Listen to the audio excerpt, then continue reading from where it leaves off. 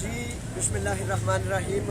गुजारिश ये है कि ये जो डब्बा है, ये डिब्बा असल में वोटिंग का, मेहरबान साहब, ये वोटिंग से हमारे वोट से भर चुका है। तो इस डिब्बे पर लिखा है कि हमें यूनान में रहने वाले जो है इमिग्रेंट्स जिनके पास नेशनैलिटी है, 10 साल के पेपर्स हैं और काफ़ी अरसे से आदिया पारामोनी रखते हैं, उन सब को जो है वो वोट का हक दिया जाए। आज हम नेशनल असम्बली यूनान के सामने हैं और नेशनल असम्बली यूनान के सामने हम मुतालबा क्या करने आए हैं। ये सारे आप जो देख रहे हैं लोग, ये काउंसलर्स हैं, दीमो एथन से लेकर दीमो निकिया से लेकर मुख्तलिफ बल्दियात के काउंसलर्स हैं। और ये सारे के सारे काउंसलर्स हमारे साथ आज नेशनल असम्बली यूनान के सामने क्यों आए हैं? इसलिए आए हैं ताकि फॉरेनर को, इमिग्रेंट को जो लीगल है उसको वोट का हक दिया जाए। अगर ये बात कही जाए कि जनाब यहाँ हम फॉरेनर को, इमिग्रेंट को पूरा हक देते हैं, तो उस हक के लिए बड़ा लाजिम है कि उसको वोट का हक दिया जाए, ताकि जिस तरह इंग्लैंड में और मुख्तलिफ दुनिया के ममालिक में फॉरेनर्स, इमिग्रेंट जो हैं वो मेयर्स बनते हैं, कौमी असम्बली के अरकान बनते हैं, सेनेट में जाते हैं, इसी तरह यहाँ भी हमें ये हक हासिल होना चाहिए कि हम जो है वोट का हक लें।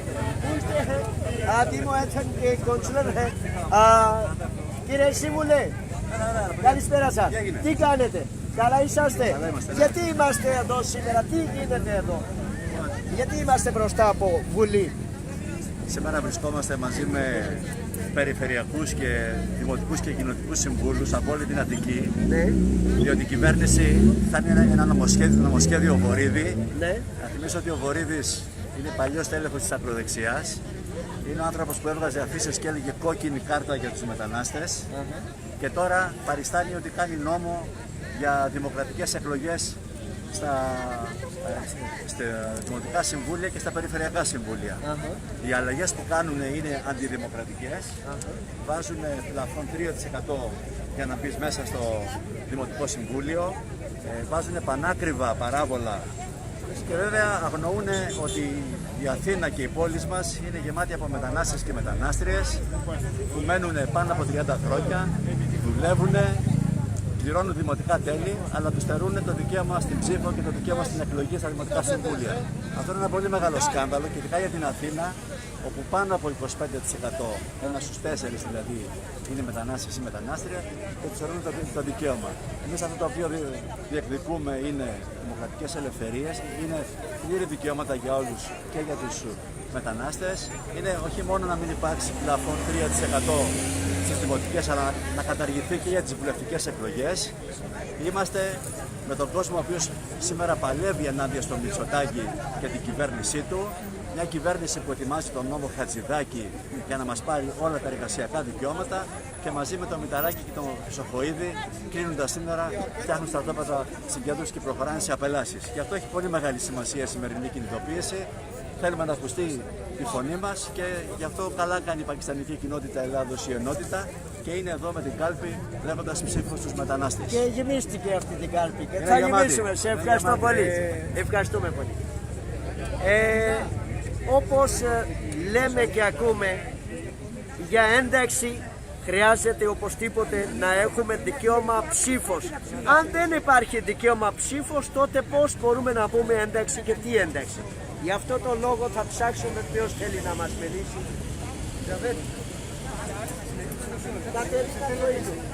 Θέλετε να μας πείτε δύο λόγια? Είναι ζωντανή.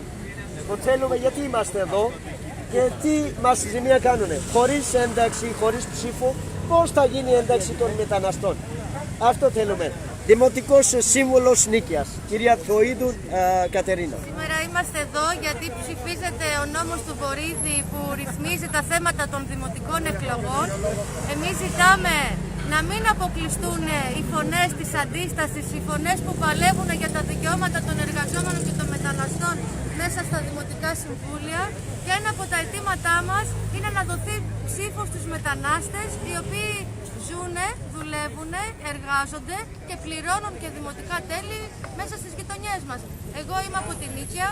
Στην Νίκαια το 10% του πληθυσμού είναι μετανάστες, οι οποίοι είναι, μπορώ να σας πω, από 20 χρόνια και πάνω υπάρχουν μετανάστες από διάφορες χώρες, Βαλκάνια, Πακιστάν κτλ. Και το 10% αποκλείεται αυτή τη στιγμή από το δικαίωμα να ψηφίζει για το Δήμο του. Για τα προβλήματά του να αποκλείεται, είναι ενάντια στη δημοκρατία. Με αυτόν τον τρόπο δεν έχουν κανένα δικαίωμα να ενταχθούν στην κοινωνία οι μετανάστες. Άρα παλεύουμε μέχρι τέλος για τα δικαιώματα όλων των εργατών και όλων των μεταναστών. Γι' αυτό χρειάζεται οπωσδήποτε να έχουμε δικαίωμα ψήφος. Αν δέχτε και σάτο να θέλουμε να σας ακούσουμε. Γιατί είμαστε εδώ, αν θέλετε να μας πείτε δύο λόγια. Θέλετε? Για να ακούσουμε. Είμαστε εδώ πέρα ενάντια στον απαράδεκτο νόμο του Βορίδη, Ναι. ο οποίος έχει πολλαπλά προβλήματα. Κόβει ή θα κόψει την είσοδο σε μικρές ριζοσπαστικές δημοτικές κινήσεις και αυτό θα φέρει λιγότερη δημοκρατία και λιγότερες μαχητικές αποφάσεις στα δημοτικά συμβούλια. Και επίσης υπάρχει το μεγάλο πρόβλημα ότι συνεχίσει να αδικεί, γιατί ήταν αδικημένοι όλους τους μετανάστες που τόσα χρόνια παλεύουν. Πληρώνουν φόρους, πληρώνουν εισφορές, έχουν πρόβλημα με την νομιμοποίηση. Και αντί να δίνει σε αυτούς ψήφο, περνάει νόμο που δίνει ψήφο σε ομογενείς, οι οποίοι μπορεί να έχουν περάσει και 30 χρόνια από τη χώρα.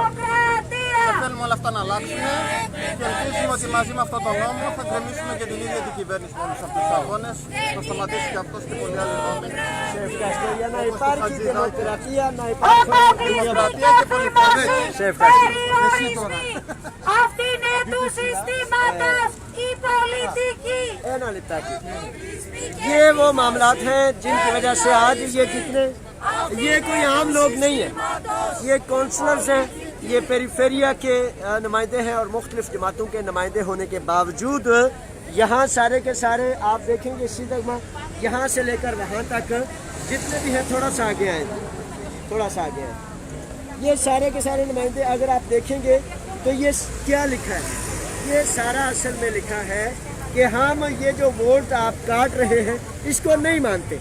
फॉरनर को, इमिग्रेंट को, मजदूर को उसके हक के साथ अगला भी देखिए, अगला भी देखिए।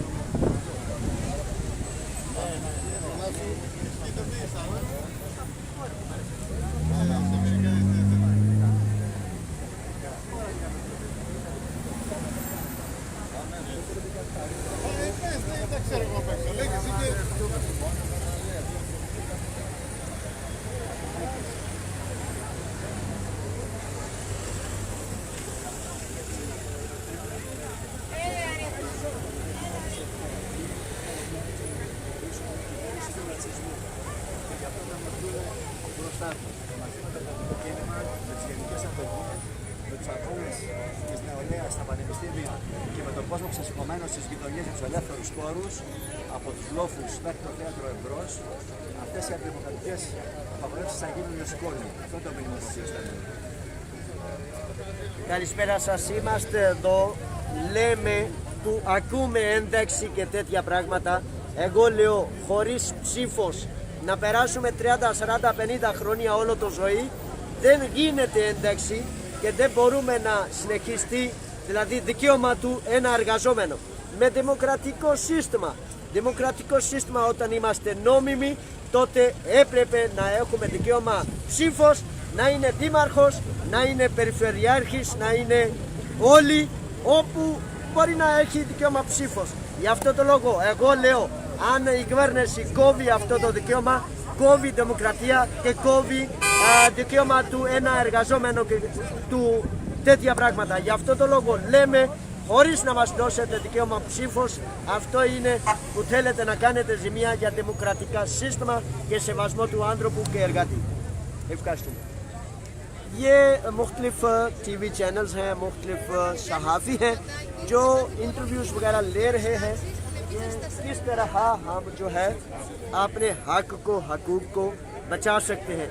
और हकीकत ये है कि फॉरनर की अगर 30 साल, 40 साल, 50 साल आप यहाँ इस मुल्क में रहते हैं और आपको आपके वोट का हक ना मिले तो किस तरह फिर आप यहाँ जो है मामलात को, अपनी सलाहियतों को बुरुएकार ला सकेंगे। बड़ी मेहरबानी, ये था आज का मैसेज और ये सारे के सारे जो हैं वो लोग हैं। अल्लाह के रखे, फ़ी अमान अल्लाह, अस्सलाम वालेकुम।